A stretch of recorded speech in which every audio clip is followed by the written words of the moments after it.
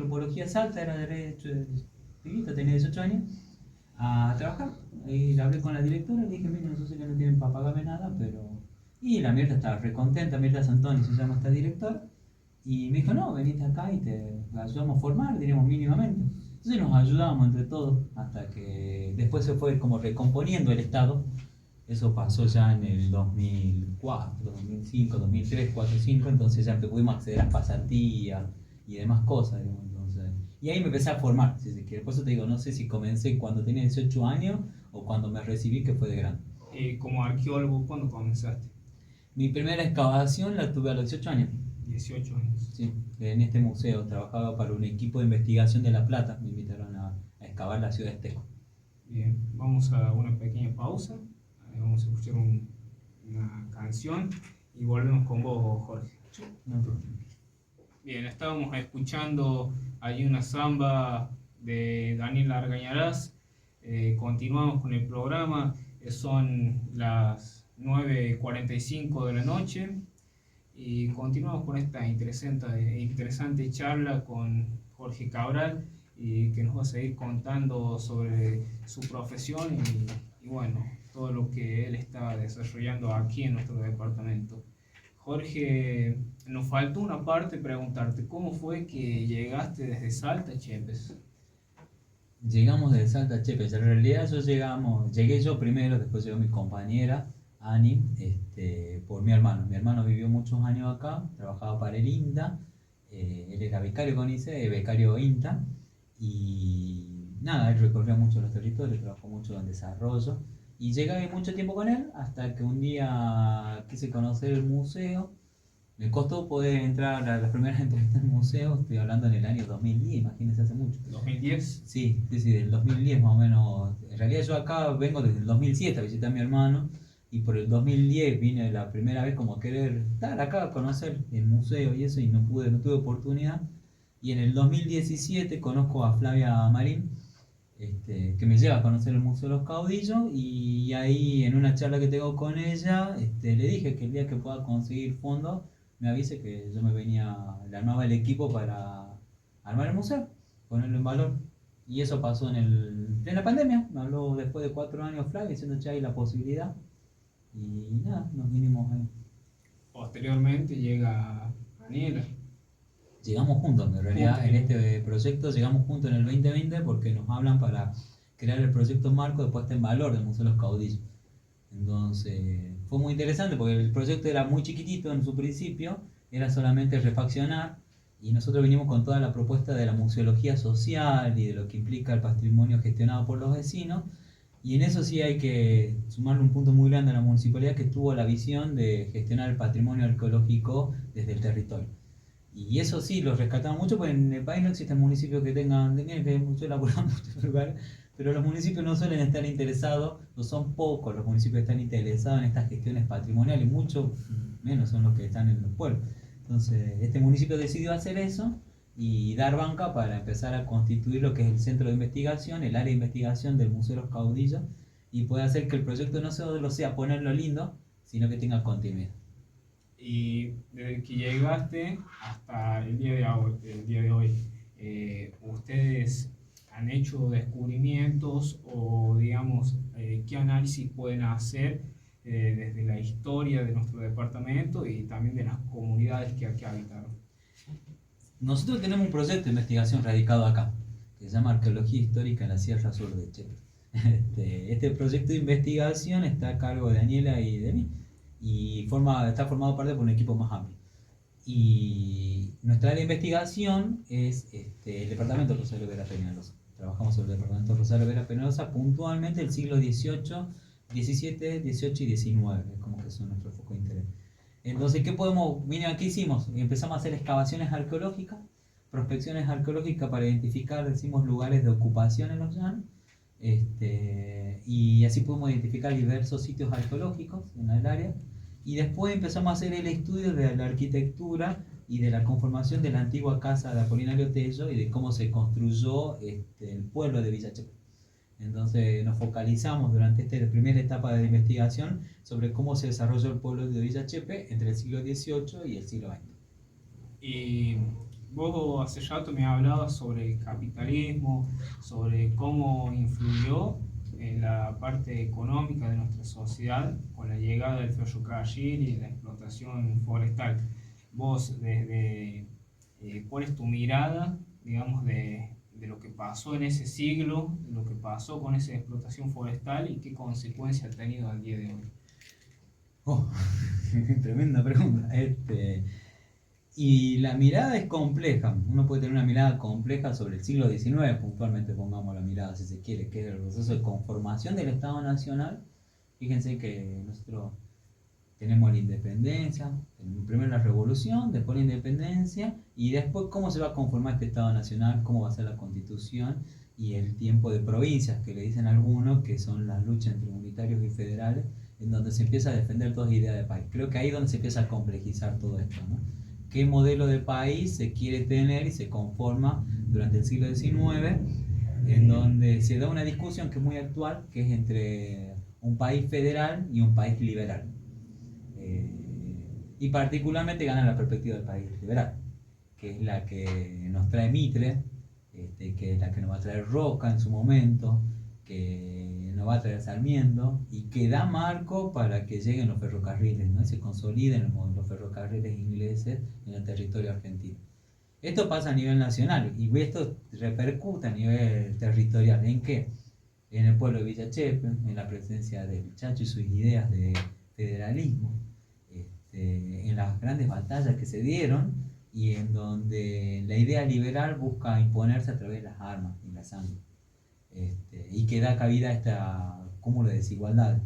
Un poco a esto me refería cuando hablamos de las chanfainas, digamos, el siglo XIX ya nos está indicando de que, nos están oprimiendo estos liberales del puerto, porque para ellos somos el interior del interior y para Sarmiento éramos aquellos bárbaros, que siquiera de la sangre era humana.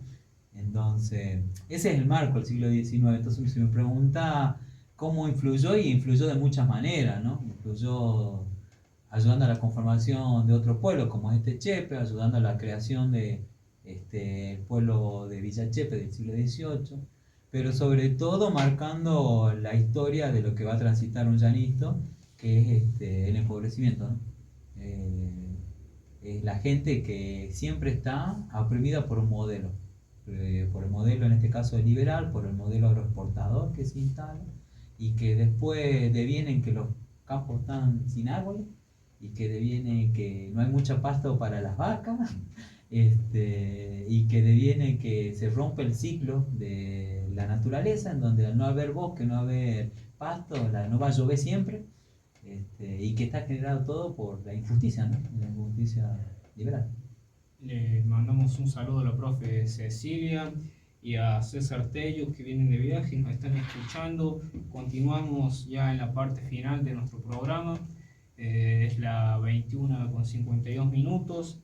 En esta noche, ¿no?, de viernes 15 de diciembre, en nuestra primera edición de Otro Ladrillo en la Pared, la segunda edición. Seguimos compartiendo con Jorge Cabral, quien nos comparte datos históricos y su visión sobre lo que sucedió aquí en siglos pasados. Y cómo me habías hablado algo del recibimiento que habéis tenido aquí en nuestro pueblo. ¿Cómo ha sido desde que llegaste hasta hoy? La gente, vos cómo ves la cultura de las personas aquí para con por ahí las personas que vienen de afuera, que no son oriundas de aquí. No, muy contento. De hecho, tengo muchos amigos. Es muy increíble este grado de socialización que tiene, podría decir. No, la pasamos re bien. No sé, tengo amigos para bailar folclore, hay muchas peñas. Está bien que me gustan las peñas, diríamos, ¿no? Pero no siempre es fácil entrar y tener muchos amigos, así que es un gran recibimiento. Yo eso lo veo muy vinculado a esto del origen de la palabra chepe, que dicen que chepe es gente amiga, ¿no? Y eso también habla un poco de cómo nos queremos ver. Entonces, dos cosas ahí. Primero, nos queremos ver vinculados al pasado, al pueblo originario. Por eso decimos chepe es una palabra de pueblos originarios. Es porque de algo de ese pasado está todavía acá en el presente, en nuestra memoria. Y lo más loco y lo más lindo es que eso que viene del pasado supuestamente se hace presente ahora es ser amigo. Entonces creo que se resume en eso, ¿no? que tienen esa cualidad y que marca, diríamos, la identidad chepeña, más allá de la champaña.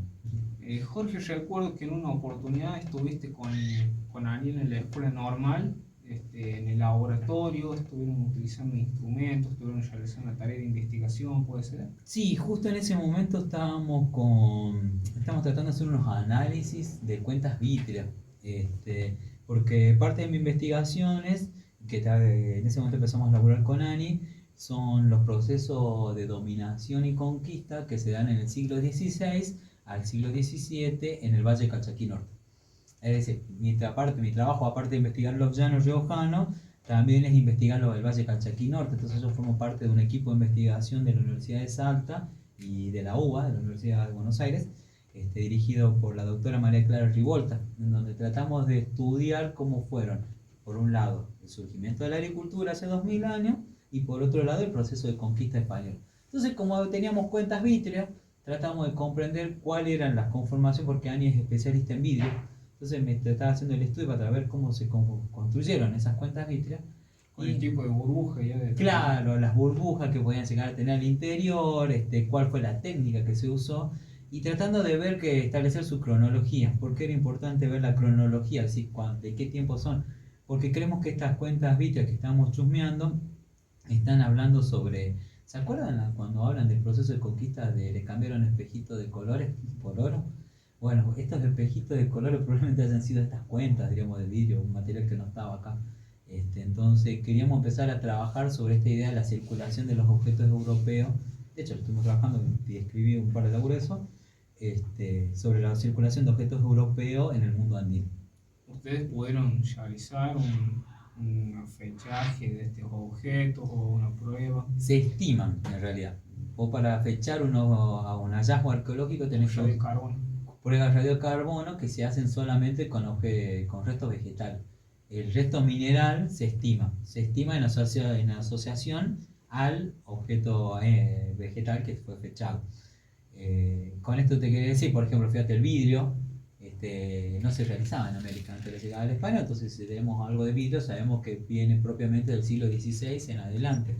Y ahora las cuentas de vidrio por su tipología se puede saber si fueron construidas por artesanos de a principios del siglo, porque hay un principio que se llama la moda. Si uno ve, sus papás se vestían de una manera y ellos se visten de otra manera. Y si yo les doy una foto a ustedes donde están sus papás vestidos de otra manera, pongámosle que no sean sus papás, sean X personas vestidas de otra manera, ustedes van a decir, este señor está vestido como viejo, porque tiene una moda vieja. Entonces nosotros los arqueólogos nos aproximamos a través de ese sentido de la moda, de este sentido de estilos que se van dando, aproximamos a cronologías. Ustedes con eso pueden aproximar la fecha del objeto. Claramente, podemos decir si tiene 400 años, 200 años, o si tiene un año, 20 años. En el Museo de los Caudillos, ustedes en el momento en el que lleguen, ¿cuál fue el objeto que más les llamó la atención? Los trajes, el espíritu del museo, los uniformes riojanos, nuestros líderes riojanos es como el más fuerte. Pero te vas a reír, nos dio mucha gracia el cuero de la Palau. Enorme. Enorme, porque la gente, en realidad, yo he visto la Palau en el campo, he andado mucho en el campo y he visto ahí cuando prospectaba la Palau y siempre fue un bicho que me da cosas. Pero me llamaba más la atención la gana que tiene el chepeño de ir a ver el cuero de la Palau. En especial esa es de la atracción, es como que te diría que en la mirada chepeña nosotros tenemos los trajes de nuestros caudillos riojanos, la gente va a ver los uniformes, el cuero de la Palau y después hay un museo. Es como, eso tiene que estar. Infaltable. Bien, vamos a un temita y ya regresamos. Jorge, se terminó el descanso, empezamos de vuelta con las preguntas. Aparte de trabajar, ¿no es cierto?, en lo que estás últimamente, que es en la arqueología, estás dando algunos talleres, hay algunas actividades que están fuera de tu trabajo. Sí, en realidad, ¿cómo definimos trabajo, no? Sí. ¿Cómo decimos qué es trabajo? ¿Es aquello que te da de comer o aquello que te hace feliz? En este mundo a veces es aquello que te da de comer y no siempre te hace feliz. A mí me hace feliz trabajar de arqueólogo y antropólogo, pero mi trabajo actual es trabajar en la gestión patrimonial del municipio, entonces estoy empezando a colaborar en el Museo Ara y en las investigaciones que está haciendo el Museo de los Caudillos. Y también me gusta trabajar con la sociedad, con la comunidad. porque creo que el conocimiento científico tiene como el deber De político compartirse. de compartirse y el deber de transformar la realidad. Entonces entendemos, Jorge, que esto más lo tomamos como por ser una profesión más apasionada, algún como tu aporte a la sociedad, lo podemos decir así. Podríamos decir así, pero no es un aporte individual, sino que es un aporte colectivo. Claro, Eh, un aporte en un equipo. En equipo. Nosotros seguimos mucho las teorías decoloniales, se llaman, que son muy interesantes. Las teorías decoloniales se construyen en la década del 70, mucho se afianza con la obra de Angelelli, que conocen ustedes al padre Angelelli, que venía con esta idea de meter un pie en el barro, meterse en el barro y empezar a andar. Bueno, eso le decía a los científicos. Y los antropólogos, los historiadores, los ingenieros, lo que hicieron fue meterse en el barro. Y cuando se empezaron a meter en el barro con los filósofos, empezó a surgir la idea de la decolonialidad. Y empezar a pensar que en realidad nosotros, cuando vinieron los españoles, no solo trajeron un sistema económico opresor, que es el capitalismo, sino que también trajeron una opresión de ideas. Nos indicaron una forma de pensar el mundo. Y esta forma de pensar el mundo es europea. Fíjense que no por nada los mapas que nosotros vemos tienen un norte y un sur, y hacia arriba, ¿qué está? Hacia arriba está Europa y está Norteamérica. Pero yo le pregunto, ¿en el espacio hay arriba y abajo? No. Entonces, porque hay una idea política detrás. ¿Qué dicen las teorías decoloniales? Hay que empezar a invertir el espacio. Es decir, hay que mirarlo de abajo para arriba. Entonces trabajamos lo que se llama la epistemología del sur. Jorge, ¿cuál sería tu opinión formada de este tema? ¿De cuál el tema? Perdón. No sé, ¿qué opinas del tipo de colonización que... Sobre la colonización, y son procesos de conquista muy zarpados que se van realizando, pero que van produciendo varios puntos históricos, ¿no? Es como que nosotros con la conquista española, en realidad se dio en el marco del proceso de globalización, el primer acto de globalización, donde se empieza a unir todo el mundo, y de ahí llegó el poder colonial. Pero lo interesante, citando a Foucault, es que donde hay poder hay resistencia, es que también permitió tejer las maneras de resistir en los territorios. Entonces, ¿qué pienso yo de la colonización? Que nos hacen creer que las cosas se perdieron. Y en realidad, cuando uno la piensa y cuando uno la siente, sabe que las cosas están preexistiendo. Por ejemplo, usted acá en Los Llanos. Los Llanos, nosotros decimos, bueno, todos descendemos de los arcos, descendemos de los gauchos, pero tenemos amigos con apellidos como Yacante, por ejemplo, que se vienen de los pueblos originarios, o tenemos el uso del mortero para comer patay, que son comidas que vienen de los pueblos originarios, y tenemos una forma de ver el monte que probablemente venga también de eso. Entonces la conquista y la colonización generó un empobrecimiento de todos los territorios, pero también fue el marco de la resistencia de todos los grupos subalternos que estamos buscando ser visibilizados. Jorge, ¿puede ser que tenés publicaciones para el CONICET? Sí, en realidad no es para CONICET, porque CONICET no publica, sino que CONICET es un organismo de ciencia y tecnología a nivel nacional. Entonces, parte de mi carrera fui becario CONICET, y igual que mi compañera Daniela Romina Traba, para mi carrera doctoral. Y en realidad yo la renuncié a los 3 años porque empecé a trabajar con pueblos originarios y tenía que irme a vivir a los territorios, entonces se me dificultaba. Pero sí tengo publicaciones científicas, que es el oficio que tiene un arqueólogo. Un arqueólogo, un antropólogo, lo que hace, aparte de trabajar en territorio y gestionar, investiga, y esas investigaciones se dan en congresos nacionales o internacionales y se escriben artículos científicos. Y es lo que hacemos. Jorge, para vos, ¿cuál sería lo más difícil de tu profesión? Lo más difícil de mi profesión es lidiar con la injusticia. Porque lo que hacemos los antropólogos es tratar de comprender la realidad, y cuando vas a comprender la realidad te das cuenta que hay mucha injusticia jugando. O sea, puedes llegar a sentir que por ahí su trabajo no es comprendido como lo tendría que ser.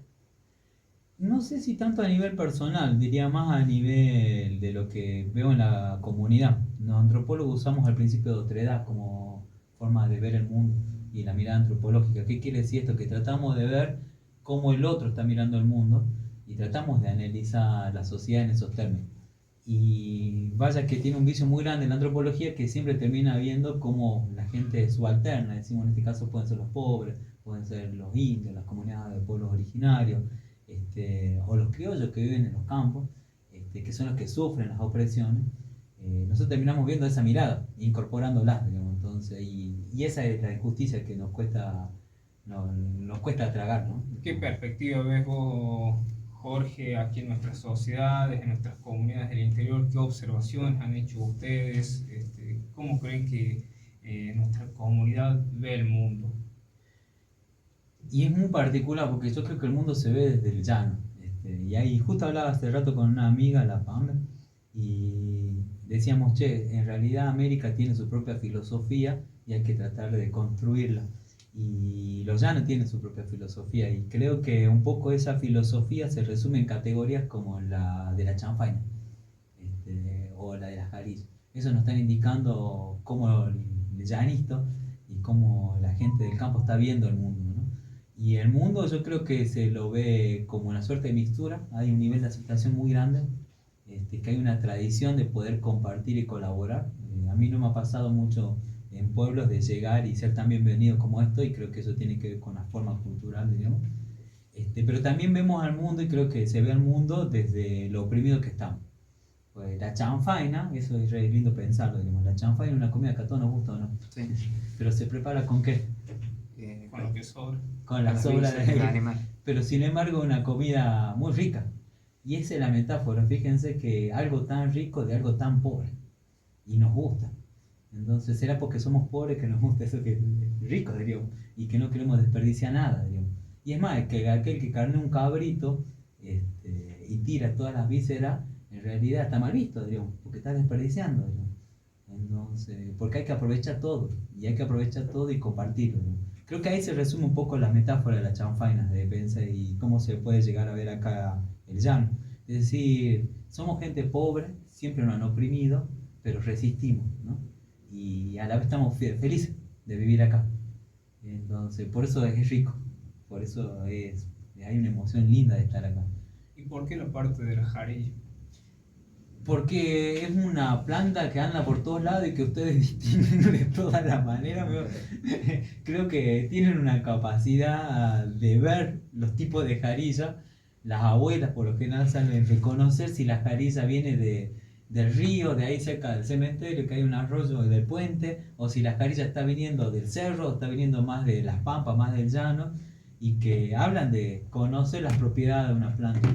Y la jarilla, en ese sentido, que se usa para todo, se usa para curar los pies, se usa para remedio de rodillas, tiene una infinidad de usos la jarilla.